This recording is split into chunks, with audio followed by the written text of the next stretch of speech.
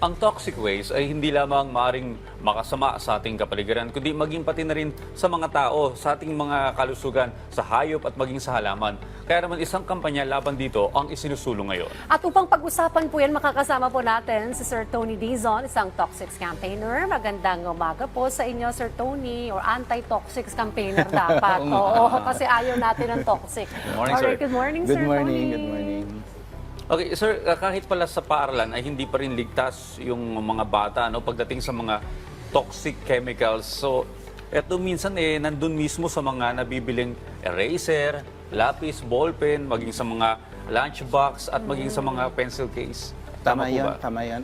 Kaya nga, bago magpasukan, talagang naging masigasig yung aming grupo para mangalap, bumili ng ilang mga samples dito sa atin itong mga school supplies at sinuri natin para malaman kung nagtataglay pa ba ito ng mga nakalalasong chemical katulad ng lead at iba pang mga toxic chemicals. Alam naman natin, siguro mga previous years, lagi na natin itong ginagawa. At yun pa rin, patuloy pa rin yung ating panawagan. Ang maganda lang ngayon sa panahon ngayon ay meron na kasi tayong batas at talagang kumbaga prohibited, lalong-lalo na sa mga school supplies at maging sa loob ng mga paaralan ay kailangan na rin, mandatory, kailangan sumunod, mag-comply yung mga paaralan. At yun din yung ginawa ng aming grupo kaya tayo ay nagsagawa ng screening sa ilang mga piling paaralan para alamin kung nagko-comply ba yung mga schools sa mga regulations meron tayo. May mga nakita ba kayong mga paglabag? Nakakatuwa dahil nga itong recent na inspection na ginawa natin, nag-comply naman yung ating mga paaralan, lalong-lalo na dun sa paggamit nila. Dito kasi sa atin, sa bansa, ay mandatory use ng lead safe paint na ang dapat gamitin. Ito yung para sa mga wallings, sa loob ng classroom, mahalaga, at maging dun sa mga chairs and tables. Importante yun dahil yan yung, kumbaga, maghapon na Inuupuan mo yun. inuupuan ng mga bata sisinghot ng mga at bata. maging ng mga teachers natin. Kaya nag-comply naman. Gumamit yung mga paaralan itong nakaraang brigada eskwela ng mga lead safe paint. At yun, bagamat bukod kasi sa toxic chemicals na inaalam pa natin, tiningnan din natin yung iba pang mga possible sources. Marami kasi bukod sa paint na sinusuri natin, inalam din natin, ang eskwelahan kasi isa sa pinakamaraming discards ng mga sirang bumbilya. Okay. Siyempre sa bawat classroom, ilan yan? Siguro more than 10 ang ginagamit nila. Mahalaga din yun kasi isang possible source of exposure mula naman dun sa mercury naman na isang source. Okay. Pabalikan ko lang yung mga school supplies, Sir Tony. Saan yun madalas makita sa mga, yung lead content? Sa mga, kahit water bottles, meron din, di ba? Crayons. Papakunwari ako isang magulang ko, how will I know or how will I check na yung school supplies na ginagamit ko ng aking anak ay safe pala sa toxic chemical? Toxic free. Oo, sa totoo lang, hindi talaga ganun kadali. Maliban na lang kung medyo mabusisi ka, nagre-research ka muna bago mamili. Sabihin na lang natin, yung bumibili ka doon sa mga legitimate stores na talagang nagko-comply, even yung mga manufacturers. Pero sa ordinaryong mamamayan natin, hindi ganun talaga kadali. Kadalasan pa rin, presyo pa rin talaga yung nagiging bargaining, pamantayan talaga sa pagbili. At hindi na masyadong kinikilatis. Yun yung naging panawagan ng aming grupo na talagang, at much as possible, ay lagyan ng proper labeling yung bawat school supplies. Mahalaga yun hindi lang presyo yung dapat tinitingnan, kundi yung labeling mahalaga dahil doon mo malalaman kung halimbawa ito ba ay dito gawa sa atin or gawa sa ibang bansa. Ikalawa ay legitimate ba yung o registered ba yung manufacturer nito. Baka naman kasi hindi at hindi nag-comply dun sa safety standards dito sa ating bansa. At pangatlo, yung ingredients, pinakamahalaga. Sabi nga, hindi lang pagkain yung kailangan lagyan ng ingredients, pati mga school supplies ay kailangan din lagyan. Mahalaga yon para malaman ano nga bang mga materialis yung ginamit dito.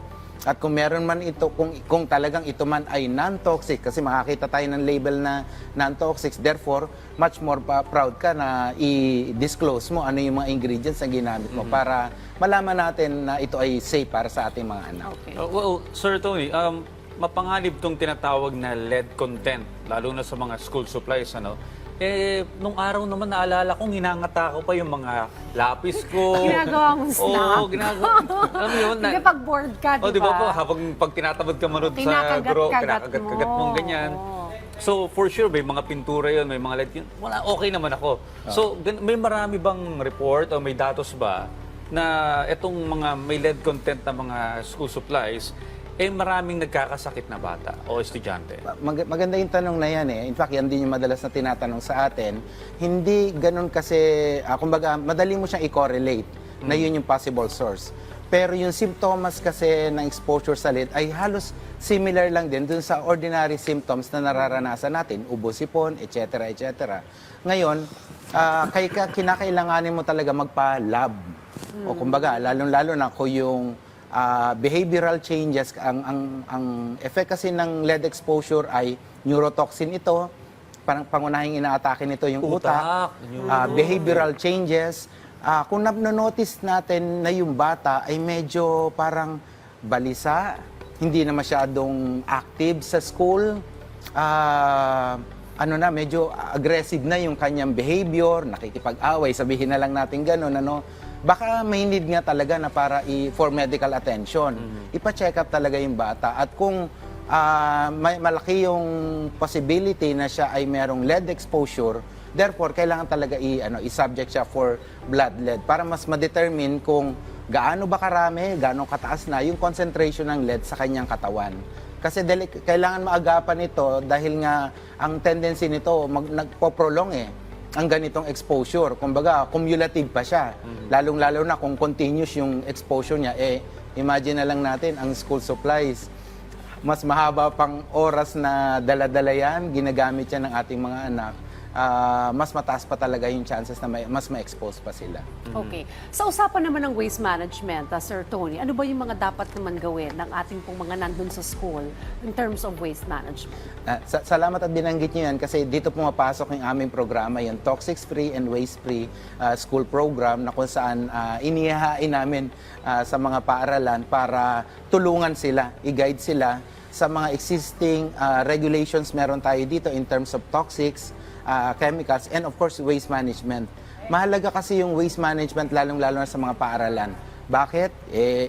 Nananawagan nga yung ating pamahalaan para mapanatiling malinis, ligtas ang ating pangalawang tahanan ng ating mga anak, yung mga paaralan. Therefore, kailangan talaga yung waste management, isa yan doon sa bigyan attention. Halimbawa dito isa sa na-notice natin doon sa ilang pag-ikot natin sa mga schools ay kulang yung kanilang mga segregation bins. Kailangan matutunan kagad yan ng mga bata. Madalas kasi ang nakikita natin, may segregation bin na nga pero mix pa rin, halo-halo pa rin. Yung mga nabubulok, hindi nabubulok. Correct, hindi pa rin nasusunod.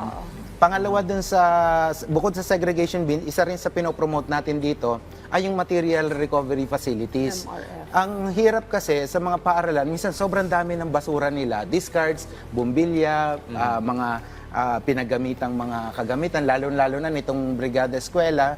Makikita mo na lang nakahalos nakatambak na lang siya sa isang corner lang ng school.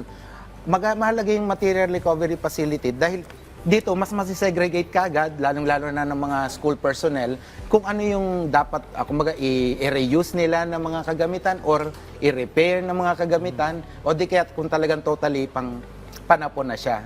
So, bukod dun sa material recovery facility, kasama rin dito sa pinopromote natin yung urban gardening. Okay. Kasama yung gulayan sa paaralan, mahalaga yan. Kaya bawat school talagang may allocation talaga ng mga portion of area para doon magtanim. Pwedeng self-sustaining, yung iluluto nila sa kantin, pwedeng doon naman galing, etc.